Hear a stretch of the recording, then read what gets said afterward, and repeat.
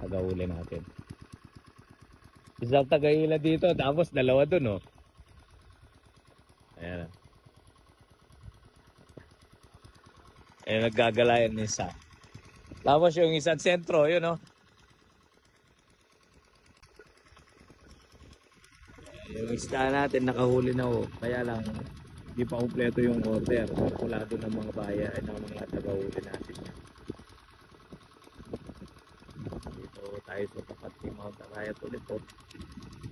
So yun yung trademark natin sa mga Andresan. Yun. Talakop na.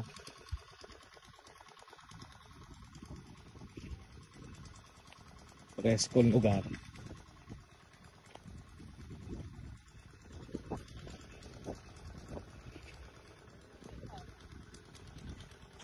Wala palang mababaw, puro malalim, no? Tatlo dito, dalawa lang doon. Pero kaya yan. Ayun yung isa. Yun yung sentro natin. Malalim. Madalim mo talaga. Nanawag na nila dito. Tamtaman lang mo din ang laki ng fish pan na to. Halos kulang-kulang isang hektarya. Kaya lang malalim. Konti lang ho itong napawalan nilang isda dito. Kaya biglang laki. Ganun lang ho yan. Ako mas magusto kong ina-harvest po yung mga maluluwang na maraming laman. Kahit na nasa 4, 5, 6 pa lang ang isda. Nasa 5 buwan na nun, ibig sabihin makakapal yun. Pero pag 5 buwan, o 4 na buwan, maganda na ho ang size. 4, 5 to, 3, 4, 5, 6. Dalawang isip ka rin na hindi siya ganong karami ang laman. Ganun lang po yung sikreto namin. Ang kalaman ng isda. Minsan, depende rin naman sa pinakain niya. Pinulto naman sa pakain. Bibilis lalaki din yung isda.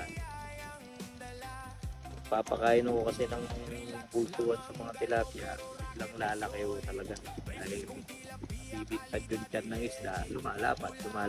Ganyan yung klase ng isda na mabilis lumaki.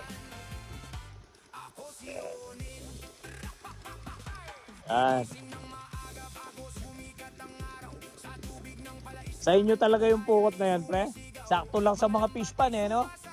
Talakop talaga. Pang ano siya, masakit. Alas 6 kagad, eh. 6, alas 6.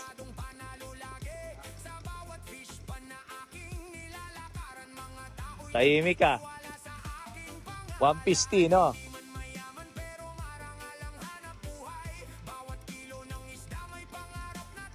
Ayan, o. Daw yung tumetentro to. Daw talaga, pag sentro ka, nandun ka dapat din sa gilid para hindi umaharang yung bulsa ng pukot. Ayan, hintayin nating masara. May tumatawag dito sa cellphone. Hello, may.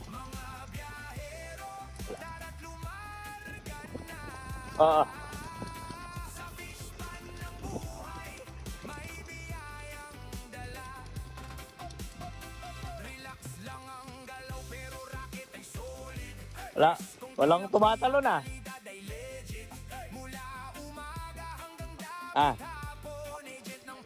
Pangapat na yan, no?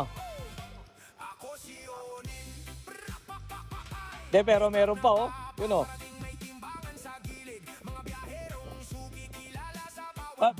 Hindi ba nasasarap pag ganun doon? Hirap, no? Ay, may kanal, no? Oo.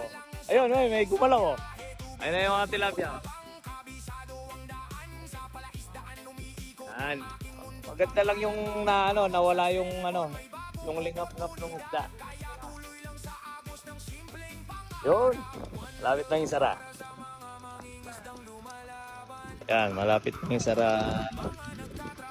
Pakita na natin kung ano laman ng bulsa nila. Anin mo yung daming mamumukot patapos ganun din, no? Nakasakay lang sa galayan. Pero no talagang ganun. Mentras dumarami, bumibigat yung trabaho. Meron mga ganun na grupong mamamukot talaga. Yun, malapit nang isara. Pre, kasama ka pala. Balita. Ayun. Abot pa yung bulsa, oh.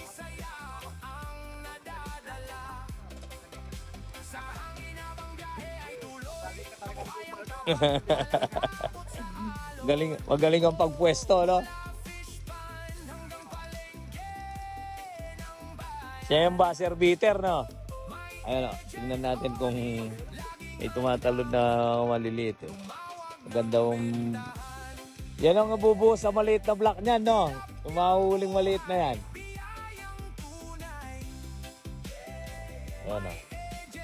Ayun, meron laman. Kahit pa paano, may laman yung bulsa. Sabi nga.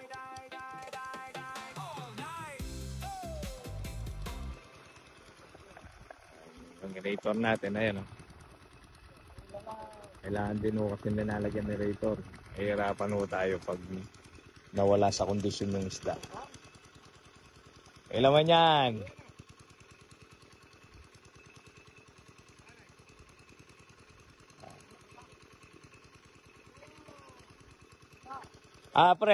Pre, mangyayari. Ipasok muna natin. Tapos kahit itulak na 'yon eh. Pero wag nyong ipapasok sa size malayong masyado aerator. Oh, gigit na lang nyo lang 'yon. Idalhin lang sa bungad. Yan, dalhin sa bungad. Oh. Ang gagawin natin, pre, di baling magarya pa tayo ng isa mamaya bago kahit mga launa.